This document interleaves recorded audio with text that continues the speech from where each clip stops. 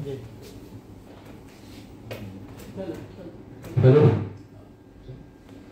सर्वांना सप्रेम जय भीम. आपण इथे आज जमलो आहे महाबोधी महाविहार मुक्ती आंदोलन. आपण सर्वजण जाणतात की भारतात महाबोधी महाविहार मुक्ती आंदोलन मोठ्या प्रमाणावर सुरू आहे. हे ऐतिहासिक धरोहर ब्राह्मणाच्या ताब्यातून मुक्त झाले पाहिजे ही संपूर्ण आंबेडकरी विचारसरणीच्या अनुयायांची, बौद्ध समाज आणि बुद्धिजीवी वर्गाची मागणी आहे. महाबोधी महाविहार भारताच्या महान बौद्ध संस्कृतीचे केंद्र आहे. तथागत गौतम बुद्धाशी संबंधित असलेले पवित्र स्थळ मूळ बौद्ध अनुयायांना मिळाला पाहिजे. मात्र आजही ते ब्राह्मणी व्यवस्थेच्या ताब्यात आहे, जे केवळ अन्यायकारक नाही तर बौद्ध धर्म आणि भारतीय संविधानाच्या तत्वाविरुद्धही आहे. आपण सर्वजण संघर्ष करत आहोत. हे आंदोलन व्यक्तिविशेष नाही. या आंदोलनाशी जगातील प्रत्येक व्यक्ती जो तथागत बुद्धाला मानतो त्याचा संबंध आहे. प्रत्येक व्यक्ती या आंदोलनात सम्मिलित होऊन ज्या ज्या प्रकारे त्याला सहभाग देता येईल त्याचे तो प्रयत्न करत आहे. त्याची मनापासून इच्छा आहे महाबोधी महाविहार मुक्त झाले पाहिजे आणि बीटी कायदा 1949 रद्द झाला पाहिजे. यासाठी बिहार सरकार आणि केंद्र सरकारवर भारतातूनच नव्हे तर जगातून सुद्धा दबाव बनवण्याचे काम सुरू आहे.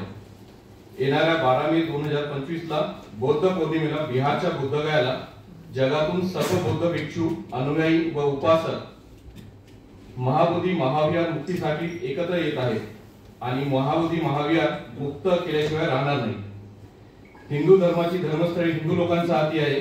मुस्लिम लोकांची धर्मस्थळी मुस्लिम लोकांच्या हाती आहे. शीख लोकांची धर्मस्थळी शीख लोकांच्या हाती आहे. ख्रिश्चन धर्माची धर्मस्थळी ही ख्रिश्चनांच्या हाती आहे. धर्म हा नाही, बौद्धांना का नाही. बौद्ध अनुयायी हे आता खपवून घेणार नाही आणि भारत सरकारला या बौद्ध पौर्णिमेला महाबोधी महाविहार बौद्धांच्या हाती स्वाधीन करावे लागणार. त्यासाठी 6 एप्रिल 2025 ला महाविहार मुक्ती आंदोलन संघर्ष समिती महाराष्ट्रद्वारे बेजनबाग नागपूर येथे झालेल्या सभेत भंते विनायाचार्य यांच्याकडून 12 तारीख 12 लाख लोक एकत्र चला बुद्ध गया अशी हाक देण्यात आली होती. त्यासाठी जगभरातून लोक बुद्ध गयाला जात आहेत. नागपूरच्या संविधान चौकातून दीक्षाभूमी बचाव संघर्ष समितीच्या वतीने 1000 लोकांना घेऊन जाण्याचा मानस आहे. त्यासाठी मोठ्या प्रमाणावर प्रचार आणि प्रसार करण्यात येत आहे. महाबोधी महाविहार मुक्ती आंदोलन जनजागृती करण्यासाठी आदरणीय भंते विनायाचार्य आज आपल्यासोबत इथे उपस्थित आहे आणि यानंतरचं मार्गदर्शन भंते विनायाचार्य आपल्याला करतील. सभी लोग ठीक है? अच्छे हैं? जी पूछिए.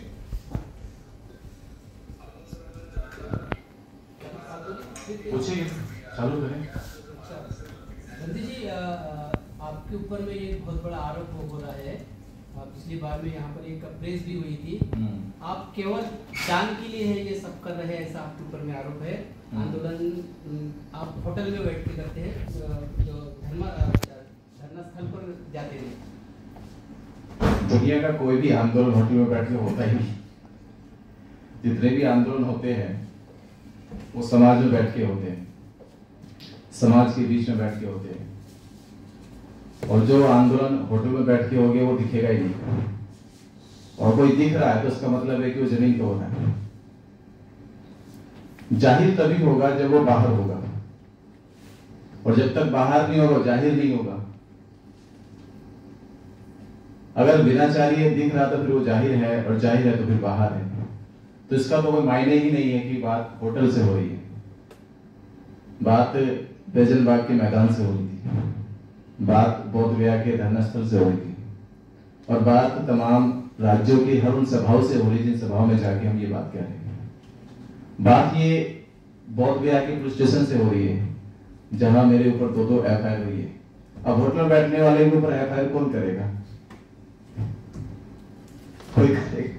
जब पुलिस को कोई दिखेगा ही नहीं उसके ऊपर FIR क्यों करेगा? महाबोधी महाविहार में पंडों से लड़ने वाले में होटल में बैठ के लड़ा जाएगा या उनके घर में घुस के लड़ा जाएगा?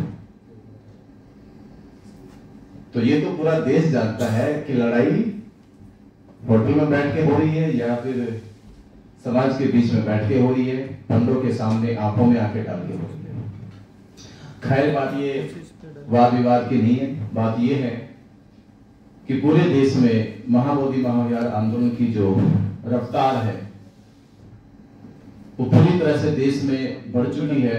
देश का प्रत्येक बौद्ध समाज, बहुजन समाज इस आंदोलन को अपना आंदोलन जान चुका है, मान चुका है, समझ चुका है और उसकी एक भागीदारी इस आंदोलन में सुनिश्चित हो चुकी है। अब डर उनको है कि जो इस आंदोलन के पीछे केवल अपना व्यक्तिगत लाभ देख रहे हैं, जिसको व्यक्तिगत लाभ दिखाई दे रहा है उसी को डर है, और जिसको महाबोधि महाविहार दिखाई दे रहा है उसको कोई डर नहीं है। तो जिसको व्यक्तिगत लाभ दिखता है तो उसी को डर भी होता है कि ये व्यक्तिगत लाभ छिन रहा मेरा, मेरी व्यक्तिगत जो हानि हो रही है। तो जब हानि होगी तो वो आदमी षड्यंत्र भी करते हैं, योजना भी बनाते हैं, प्लानिंग भी करते हैं। जब एक बार में सारी बात क्लियर हो गई कि महाबोधि महाविहार एक व्यक्ति का आंदोलन नहीं है, ये पूरे भारत के बौद्धों का आंदोलन है, ये पूरे देश का आंदोलन है, ये पूरे देश और दुनिया के बौद्धों की आस्था का आंदोलन है, तो इसमें व्यक्तिगत स्वार्थ नहीं है। जब व्यक्तिगत स्वार्थ है तो फिर साजिश नहीं होगी, और साजिश होगी तो व्यक्तिगत स्वार्थ है। तो धम्मदान की क्या जरूरत है? उनका कहना भी है कि भंते जी केवल धम्मदान ले रहे हो, और उन्होंने आह्वान भी किया है कि भंते जी को धम्मदान ना करें। अब मुझे नहीं पता किसको आप कह रहे, आंदोलन हम चला रहे हैं, किसको आप कह रहे, कौन मने कर रहा, कौन क्या कर रहा।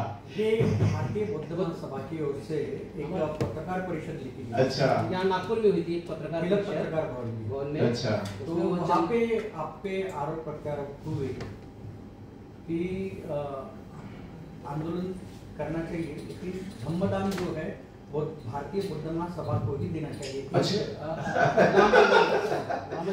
एक बात बताओ मुझे, आप सब बुद्धिस्ट हो, धम्मदान किसको देते हैं? भाई धम्मदान देना उपासकों का परम धर्म है, दान पारमिता है, किसको करनी है?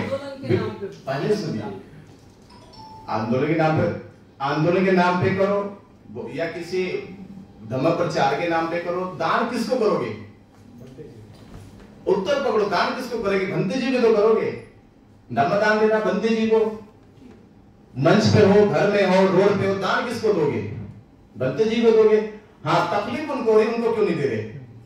तकलीफ ये नहीं कि भंते जी को दे रहे, तकलीफ ये है कि हमें क्यों नहीं दे रहे। और उनको इस तकलीफ का हल निकालना चाहिए था कि सवाल दान का नहीं है, सवाल है लड़ाई का, लड़ कौन रहा है। भंते बिनाचार्य दान मांग नहीं रहा है, जो दान मांग रहे लोगों से कह रहे कि दान दो मुझे, ये आंदोलन दान मांग रहा है, ये आंदोलन ताकत मांग रहा है, और उस ताकत में एक हिस्सा होता है। कोई भी आंदोलन लड़ा जाता है, तन से, धन से, मन से लड़ा जाता है, जनता के बल से लड़ा जाता है, ये उसका एक हिस्सा है, उसका पार्ट है। और दूसरी बात मैं कहूंगा कि कोई भी घोषणा, उसके दो ही रास्ते, या तो उसका स्थल जहां से वो शुरू हो रहा है, और दूसरा उसका प्रचार। दोनों की गति यही है कि महाबोधि महाविहार का आंदोलन बौद्ध गया से चल रहा है। दूसरा, बौद्ध गया के आंदोलन को गति देने के लिए महाराष्ट्र है, मध्य प्रदेश है, उत्तर प्रदेश है, छत्तीसगढ़ है। अब कल 3 तारीख को छत्तीसगढ़ में बड़ी सभा हो रही है। महाबोधि महाविहार मुक्ति आंदोलन में कम 20,000 लोग इकट्ठा हो रहे हैं, बड़ी सभा होने जा रही है। अभी भोपाल में हम सभा कर गए, राजधानी में करी, कल हमने गोंदिया में करी है। तो ये तो लोगों का जन समर्थन है, जो अपना जन समर्थन देकर ये सुनिश्चित कर रहे हैं कि हम महाबोधि महाविहार की लड़ाई के साथ हैं। मेरे साथ नहीं है कोई। महाबोधि महाविहार मुक्त हो जाएगा, कौन मुझे जाने के बाद में? भैया आप ये भी सोचिए कि महाबोधि महाविहार मुक्ति आंदोलन की लड़ाई ना होती, मुझे आप कौन जानते? मैं नागपुर में कैसे बोलता? तो संबंध पूरा मेरे से नहीं है, संबंध है महाबोधि महाविहार मुक्ति आंदोलन से। महाबोधि महाविहार मुक्ति आंदोलन में हम एक सहायक है, बस एक जरिया है। उस जरिए में केवल मैं नहीं हूं, आप सब भी उसके हिस्सेदार हैं। देश का हर बौद्ध समाज उसका हिस्सेदार है।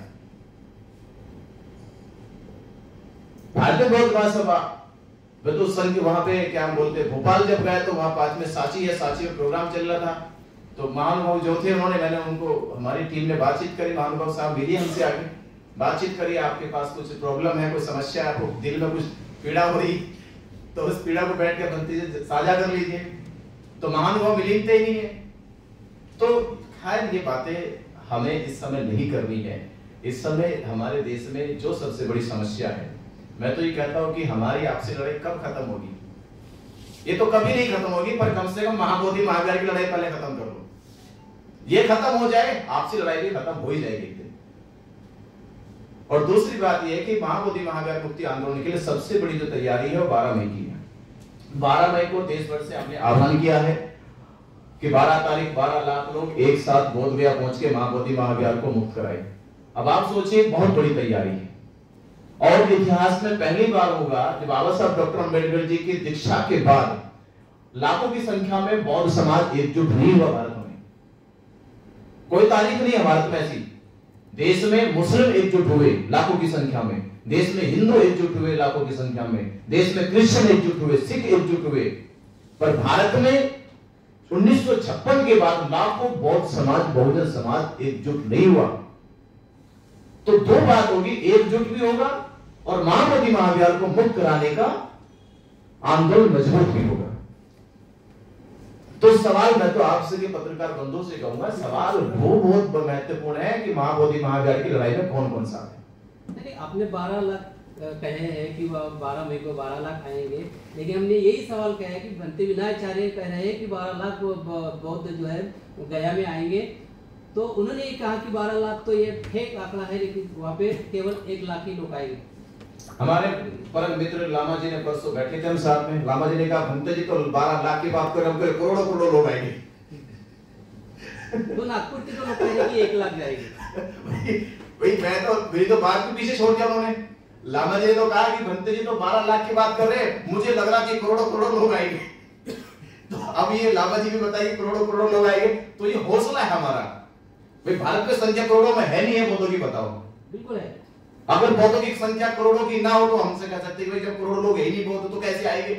अगर करोड़ों की संख्या बौद्धों की है तो लाख तो जरूर आएंगे। ये कौन सी बात है? नहीं आएंगे। क्यों नहीं आएंगे? और कौन बौद्ध है जो चाहता नहीं कि महाबोधि महावीर मुक्त हो? और कौन बौद्ध विश्व जो नहीं चाहता कि महाबोधि महावीर मुक्त हो? और कौन संस्था ऐसी है कि नहीं चाहती कि महाबोधि महावीर मुक्त नहीं हो? तो जब सब चाहते हैं, सबके भीतर ऐसी उमंग है, ऐसी उम्मीद है, तो करोड़ों बौद्धों में से लाख बौद्ध गया क्यों नहीं आएंगे? बिल्कुल आएंगे। नहीं, अभी देखा जा रहा है कि उन्होंने कहा है 1 लाख और 12 लाख। ये जो समाज में का खेल चालू है, समाज में ये नहीं वो समाज का नहीं, इससे कैसे हो रहा, अपने घर का ही झगड़ा है वो बाहर आ रहा है। अपने को सिर्फ आंदोलन देखना है, तो ये घर का झगड़ा घर पे रखना चाहिए। हर संगठन होती है, लेकिन उनका नहीं आता, लेकिन बौद्ध समाज का। देखिए झगड़ा ये ना घर का है ना बाहर का है, झगड़ा ये महाबोधि महावीर का है। नहीं, बात सही है ना। ठीक है। अभी ये वीडियो अगर जाता है तो वीडियो के माध्यम से क्या दिखा रहे हो? हम तो ये दिखाएंगे कि झगड़ा ना घर का है ना बाहर का है, झगड़ा ये महाबोधि महावीर का है। पंडित पुरोहितों से है, सरकार से है। बीटी एक्ट रद्द कराने के लिए झगड़ा सरकार से है, और इस झगड़े में कोई भी व्यक्तिगत संगठनात्मक झगड़ा ना बनाए। सबकी भूमिका इसमें है। सबकी भूमिका इसलिए है क्योंकि मेरी आस्था बुद्ध में है, तो मुझे पूरा अधिकार है महाबोधि महावीर की लड़ाई लड़ने का। आपकी आस्था बुद्ध में है, महाबोधि महावीर में है, तो आपको मेरे से परमिशन नहीं लेनी। मंदिर जी, एक व्यक्ति है जो यहाँ से बोधगया जा चुकी है, जो समाज में पहले ही बेदखल हो चुकी है, उसको लेकर कोई आपत्ति क्यों नहीं जताया जा रहा? मुझे इसका, मैं कोई मालिक नहीं हूँ किसी का, आपत्ति जताई जाए। ये प्रश्न है कि आपको बोला जा रहा है, तो उनको क्यों नहीं ऐसा? मैं इस पर किसी की प्रतिक्रिया नहीं दे सकता। मैं कह सकता हूँ हाँ मैं रिस्पॉन्सिबल हूँ, मैं रिस्पॉन्सिबल हूँ आंदोलन के लिए, मैं रिस्पॉन्सिबल हूँ 12 मई के लिए, मैं रिस्पॉन्सिबल हूँ कि हाँ मुझे नागपुर से लोगों ने दान दिया, मैं रिस्पॉन्सिबल हूँ मुझे भोपाल के लोगों ने दान दिया, मैं रिस्पॉन्सिबल हूँ जहाँ जहाँ मैं गया मुझे लोगों ने दान दिया, तो मैं जिम्मेदारी की उठा रहा हूँ। ये विवाद यहाँ पे अपन पूर्ण विराम देते इस बात को।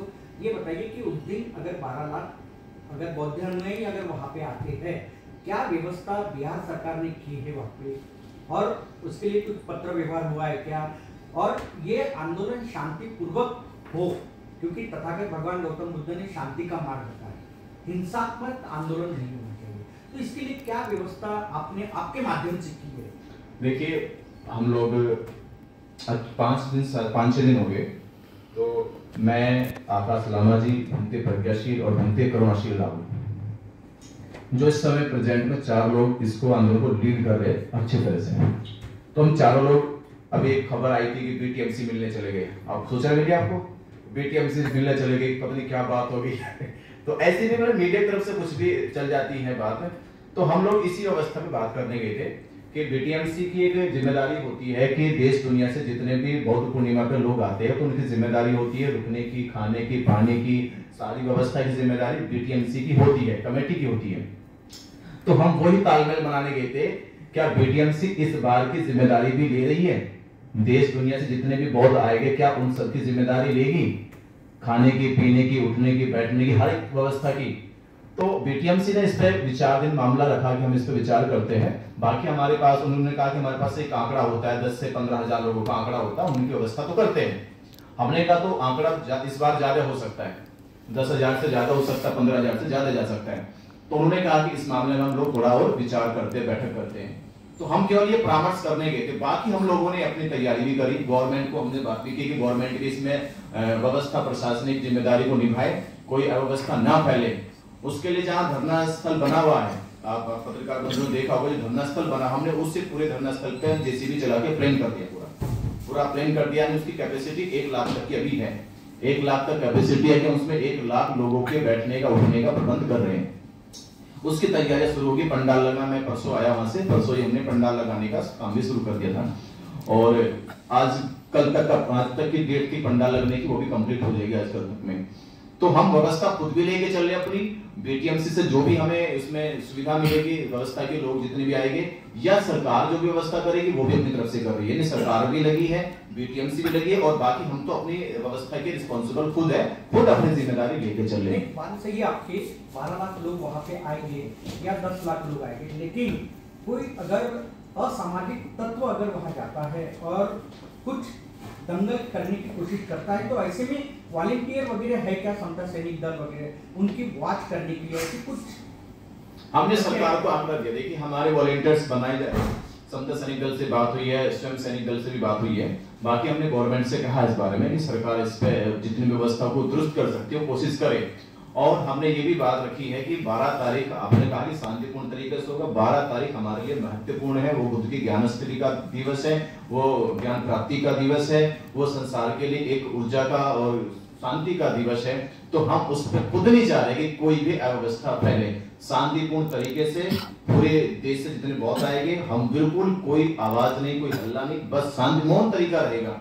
पर हाँ, 13 तारीख को हम थोड़ा विरोध जाहिर करेंगे। 13 तारीख में विरोध जाहिर रहेगा, जो लोग रुक जाएंगे उन लोगों के साथ हम सरकार का एक विरोध जाहिर करेंगे कि सरकार हमारी बात मान ले। अब हम लोग पूरे देश के एकजुट हो चुके हैं। आप जो बार बार कहते थे कि बौद्धों की संख्या कहाँ है, बौद्ध दिखाई नहीं देते, बौद्ध अल्पसंख्यक है, तो देख लो कि बौद्ध गया में अब लाखों लोग हैं, एकजुट है, एक साथ है और एक ही बात पर है, ना कोई अलग है। बंते जी, वो जो आंदोलन की जो राष्ट्रीय समिति बनी है उसमें आपका नाम है? कहाँ बनी है पहले बताओ। आकाश लामा जी ने बनाई है, एक समिति बनाई है। कहाँ बनी, मुझे कागज दीजिए। बनाई है तो उसमें आपका नाम नहीं है। अभी समिति बनाई कहाँ, मुझे कागज दो ना, कोई किसी के पास है तो आप छोड़, किसी के पास है? प्रेस कॉन्फ्रेंस हुई नहीं, मुझे बताओ किसी के पास है? समिति बनती उसका परफॉर्मा होता है ना पूरा, उसका बिल पास होता है, कितने लोगों के पास बिल पास हुआ। देखिए ये बात खोलने के लिए ये गोपनीय बात है कि इसको ना किया जाए तो अच्छी बात है, ठीक है। बंते जी, एक सवाल है, क्या लगता है आपको 12 तारीख तक कोई खुशखबरी मिल पाएगी इस आंदोलन को लेकर? क्योंकि जिस तरह से अभी देखा जा रहा है कि ओबीसी की जाति न्याय जनगणना जो थी काफी समय से रुकी हुई थी, तो इसको भी हरी झंडी मिल गई है, तो क्या महाबोधि महाविहार जो है बौद्धों के हवाले किया जा सकता है? देखिए, हमें परसों जानकारी ये हुई कि सरकार फैसला लेने के लिए तैयार है, पर 2 अड़चनें उनके पास है। पहली अड़चन तो चुनाव है, क्योंकि बिहार में सरकार गठबंधन की सरकार है, भाजपा और नीतीश की सरकार है। तो जैसे अंदरूनी खबर आ रही है कि नीतीश सोच रहा है कि भाजपा इस पे एक्शन ले, तो भाजपा एक्शन ले तो चुनाव में मैं कम से कम बच जाऊंगा, मेरे ऊपर कोई हिंदू ऑब्जेक्शन नहीं करेंगे। और भाजपा ये सोच रही है कि नीतीश एक्शन ले तो भाजपा सोच रही है चुनाव में मैं बच जाऊंगा। अब दोनों एक दूसरे खेमे में देख रहे हैं कि कौन शुरुआत करे। तो पहली बात तो उनका जो सबसे बड़ी प्रॉब्लम है दोनों की ये आ रही, क्योंकि अगर एक पार्टी होती तो एक पार्टी रिस्पॉन्सिबल होती, अब दोनों एक दूसरे की तरफ देख रही कौन शुरू करे कौन शुरू करे। तो पहली चीज तो ये। दूसरी बात ये है कि नीतीश कुमार की तरफ से ये भी जानकारी आई है कि देखो ये बेटी एक्ट रद्द करना है, अब इस चुनाव की बात करें चुनाव की पहले करें। अब सवाल यह है कि उन्होंने ये सारी तैयारी, नीतीश ने भी इस पे अपने कुछ करीबी लोगों से सहमति बनाई है कि हाँ बेटी एक्ट रद्द करना होगा, क्योंकि ओपनली बात है, ओपनली बात यह है कि हिंदू के मंदिर पे हिंदू पुजारी होगा, मुसलमानों की मस्जिद पे मुसलमान मौलाना जिम्मेदार होगा, ईसाइयों के चर्चों में ईसाई जिम्मेदार होगा। तो बौद्धों की मोटी सी बात है, तो बौद्धों का धर्म स्थल तो बौद्ध ही उस पे होगा, हिंदुओं का कोई इन्वॉल्वमेंट नहीं है। ठीक है 1949 में कोई समस्या परिस्थिति रही होगी, कुछ कर दिया होगा सरकार ने, पर वो समस्या परिस्थिति अब नहीं है। अब देश का बौद्ध भी करोड़ों में है, वो जानता है उसके बौद्ध स्थलों की कैसे रखरखाव रखना है, कैसा उसका संचालन होना है। तो ये मोटी बात है, उनको समझ में आ गई है। अब बस वो सोच रहे कि इंतजार की पहले करें या बाद में करें, कि करना तो डेफिनेटली अब है, क्योंकि बात इलेक्शन की हो रही है। अगर महाबोधि महाविहार इस समय इलेक्शन के पहले अगर नहीं मिल पाया तो क्या इसका खामियाजा इस वक्त की सरकार को भुगतना पड़ेगा? नहीं, खामियाजा कुछ नहीं है। आपने कहीं ओबीसी हिंदुओं से बात कर ली, जनरल हिंदुओं से बात कर ली है, हमने मोटी मोटी बात करी कि भाई महाबोधि महाविहार किन का है, वो बोले बौद्धों का है। हमने खुद करे क्या हिंदुओं का कोई इन्वॉल्वमेंट है इसमें? आप भी पत्रकार, आप भी जाओ उनके पास सर्वे करो, जाके पूछो हिंदुओं से जाके कि भाई बताओ महाबोधि महाविहार जो बौद्धों का धर्मस्थल उसमें आपका कोई इन्वॉल्वमेंट है? बोलेंगे नहीं। मोटी बात में हिंदू बिल्कुल नहीं है, और कोई सरकार पे इसका फर्क नहीं पड़ रहा है। हिंदू का कोई विरोध नहीं इसमें, जो हमने अभी तक सर्वे किया, लोगों के बीच में बात की, हिंदुओं का कोई विरोध नहीं है, ये केवल बात महंत के बीच तक है। नहीं, मैं ये पूछना चाह रहा था आपसे कि क्या अगर महाबोधि महाविहार जो है इस इलेक्शन के पहले अगर नहीं दिया गया तो क्या ये जो समिति है, आंदोलन समिति, ये सरकार के विरोध में हाँ, ये घोषणा है। हमने 12 तारीख से 15 मई तक की घोषणा रखी है कि सरकार 12 तारीख से 15 तारीख के बीच में कोई घोषणा नहीं करती है तो हम नीतीश के खिलाफ एक बड़ी मुहिम चलाएंगे। फिर उसके चुनाव के खिलाफ एक मुहिम चलाएंगे कि नीतीश का बहिष्कार हो, नीतीश की सरकार का बहिष्कार हो, और उसे नीतीश को बिहार के चुनाव में हार मिलनी चाहिए, ऐसी मुहिम तो हम लोग चलाएंगे। तो क्या सिर्फ नीतीश सरकार के खिलाफ होगा या बीजेपी के भी खिलाफ होगा ये आंदोलन? दोनों पार्टियों का अलायंस है, दोनों ही खिलाफ होगा, पर पहले तो नीतीश है, दूसरे पे भाजपा है। वहां पे जो मुख्यमंत्री तो नीतीश कुमार है, कानूनी तौर पर तो पहला टारगेट नीतीश है, दूसरे टारगेट पे भाजपा है, तो दोनों खिलाफ रहेगी। तो 15 तक हम इंतजार करेंगे, 15 तक बात नहीं बनती तो हम जितनी भी सभा हमने घोषणा करनी 12 में मुझसे घोषणा हो जाएगी कि 15 तक सरकार का इंतजार है। अगर सरकार कोई बड़ा फैसला नहीं लेती, कोई बड़ी घोषणा नहीं करती है 15 मई तक, उसके बाद हम देश भर में यही जनसभाएं करेंगे। समर्थन किसका होगा चुनाव में? हमें तो किसी का भी नहीं करना, हम कोई चुनाव लड़ रहे हैं, पार्टी का समर्थन करती है। ये अपना आंदोलन चल रहा है, वैसे हिंदुओं का भी आंदोलन चल रहा है अपने अगेंस्ट में, ये नहीं होना चाहिए। बिल्कुल नहीं है, ये सब भ्रम है। हिंदुओं का कोई आंदोलन हमारे अगेंस्ट नहीं चल रहा। हाँ, कुछ 4-5 पंडित महंत बैठ के मीटिंग कर रहे हो, हिंदुओं का कोई ही इसके खिलाफ आंदोलन नहीं है। ब्राह्मणों का भी कुछ चल रहा है। हाँ, वो तो ब्राह्मणों का अंदरूनी मामला ना, वो पैसा का मामला है। वो जो उनके है ना, अभी हमें खबर मिली है देश में ब्राह्मणों का बहुत बड़ा चैनल है। वो बड़ा चैनल है कि देश के 100 से ज्यादा मंदिरों का उन्होंने एक चैनल बना रखा है, और उनका पूरा का पूरा मैनेजमेंट उनके हाथ में है। 100 से ज्यादा बड़े मंदिर, जो देश के बड़े मंदिर जिनपे करोड़ों का दान आता है, उनका पूरा मंदिर का चैनल है। और वो हमें खबर मिली कि महाबोधि महाविहार का लिंक साउथ तक है, साउथ तक है। साउथ के पंडितों का इन्वॉल्वमेंट है, इनका इन्वॉल्वमेंट वहां पे है। तो एक बहुत बड़ा जो गेम था वो अभी धीरे धीरे खुलासा होता जा रहा है। तो मैं कह रहा हूं इसमें हिंदुओं को भी टारगेट भी नहीं था, ये तो केवल उसमें समिति में लिखा हिंदू, सब हिंदू का इन्वॉल्वमेंट भी नहीं है, सीधा वो महंत और ब्राह्मणों का इसमें है।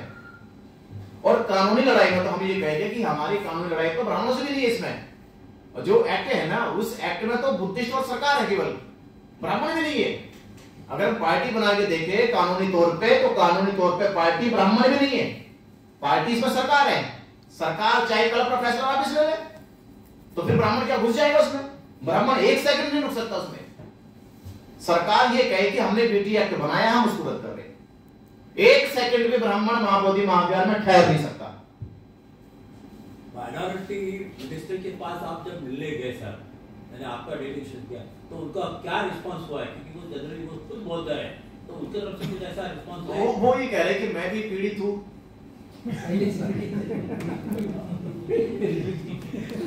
मैं क्या करूं, दिल को तो मेरी भी तकलीफ हो रही कि मैं बुद्धिस्ट हूं और मैं अपना बुद्ध विहार नहीं बचा, वो कुर्सी बचा रहे, बुद्ध विहार कोई नहीं बचा दे।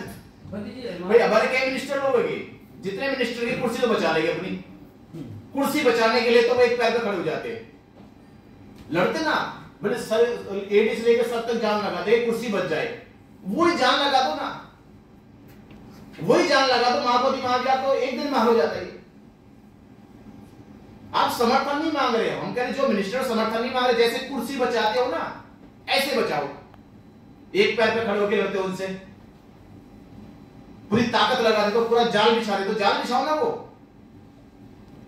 आप समर्थन, भाई मिनिस्टर से समर्थन नहीं मांगना, हमें फैसला मांगना आपसे, तो समर्थन तो समाज देगा।